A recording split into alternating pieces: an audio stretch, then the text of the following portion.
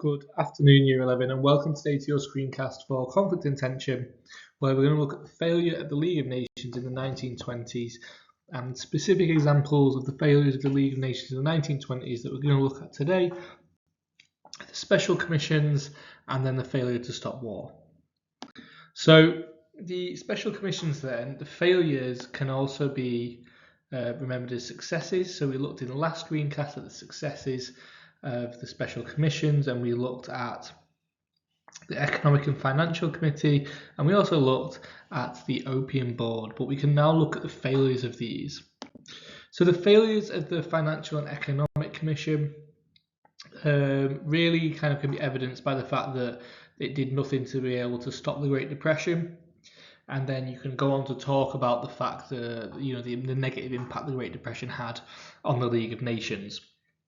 There's a really nice link to be made there.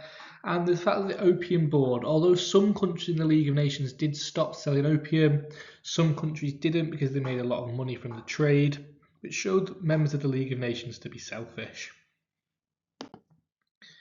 We then have the failure to stop war, which, although the special commissions are important, the failure to stop war is potentially more important, well, it is more important because that was the main aim. And we're going to start by looking at the Ruhr crisis. So the Ruhr is a place in Germany.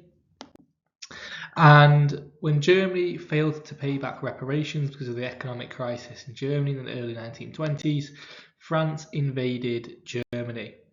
Now, this was really negative for the League of Nations because it was a member of the Assembly starting war, and the aim, remember, of the League of Nations was to stop war. And I think more significantly is that it wasn't just any member of the League of Nations, it was a member of the Council, so one of the most powerful members of the League of Nations, again, breaking the aim to stop war, breaking the aim to stop war, but actually actively they are starting a war. So they're not just failing to prevent a country going to war, they themselves are going to war. And it kind of suggests to other countries, well, why should we listen to the League of Nations? They're hypocrites because they are starting war themselves, really weakening the kind of moral idea of the League, that the League is a force for good. We then have the Corfu crisis, which is where Italy invade Greece after an Italian general is killed in Greece. The League of Nations morally condemn Italy, and Italy then go back and complain to the League of Nations and say, you know what, this isn't fair, we don't deserve to be morally condemned here.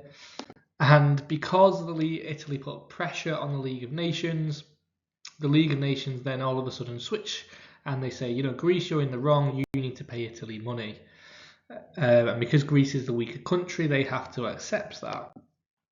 And this really kind of shows that the League of Nations can be bullied by strong countries that are part of the League as well. So they can be bullied by Italy, by strong nations. And the example here is the fact that when Italy complained, they changed their mind.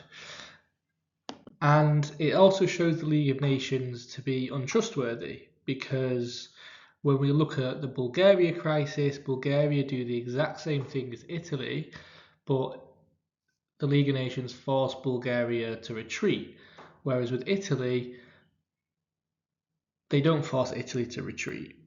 So I think that's really important because... Sorry, I've got that the other way around. So it's Greece that obviously invaded Bulgaria, and the League of Nations are shown untrustworthy because when Greece invaded Bulgaria, the League of Nations get Greece to withdraw from Bulgaria, but Greece say, well, hang on a second, you didn't get Italy to withdraw from us. And it just shows the League is untrustworthy because they have different rules for different nations. So with Italy, they sided with Italy despite Italy invading. And with Greece, they sided with Bulgaria when it was Greece that invaded. And Greece said, well, you should treat us the same. You should have supported us like you did with Italy, and they didn't. And it just goes to show that there was a two-tier system, and I would definitely use that phrase, two-tier system, to the League of Nations, where stronger countries seem to get away with breaking the league's aims, whereas weaker countries absolutely did not.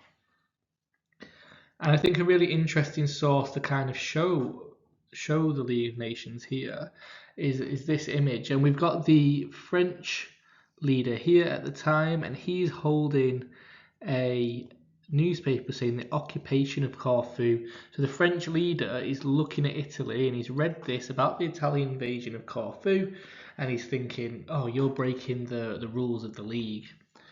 But similarly, we've got the Italian leader, and we can see that he's been reading a newspaper that says the occupation of the Ruhr, and he's looking at France saying, oh, you've started war, you've invaded the Ruhr, you're breaking the aims of the league. So both are blaming each other when they've both done exactly the same thing and invaded a nation when they're not supposed to. And we can see they're even called down here the occupationists. They're occupying land that they don't and shouldn't be doing, breaking the League of Nations. But it also shows the League of Nations aim, but it also shows their lack of awareness, the fact that they're willing to blame others but not accept responsibility for themselves.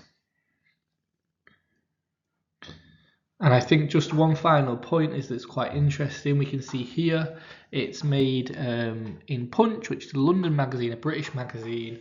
And we can kind of see that obviously Britain are one of the main nations that are part of the League of Nations Council. They've not kind of gone and invaded anyone. We think about the fact that they dealt with Turkey quite leniently and managed to bring peace there.